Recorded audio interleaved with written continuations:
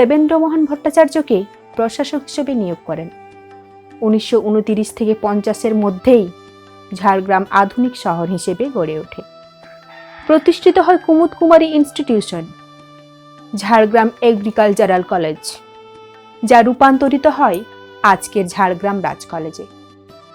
এছাড়াও প্রতিষ্ঠিত হয় বিদ্যাসাগর বাণী ভবন, বিদ্যাসাগর পলিটেকনিক কলেজ, সারদা বিদ্যাপীঠ। কিছুদিনের মধ্যেই গড়ে উঠবে ঝাড়গ্রাম বিশ্ববিদ্যালয় ও ঝাড়গ্রাম মেডিকেল কলেজ। বর্তমানে ঝাড়গ্রাম দক্ষিণবঙ্গের একটি গুরুত্বপূর্ণ জেলা শহর।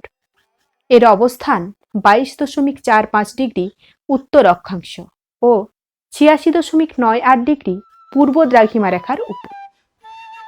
আজ ঝাড়গ্রাম মানেই জঙ্গল, পাহাড়, পুরাতত্ত্ব। এদের টানেই বছরভর ভিড় জমান দেশ বিদেশের পর্যটকরা। আপনিও আসতে পারেন এই অরণ্য ঘেরা ঐতিহাসিক শহরে।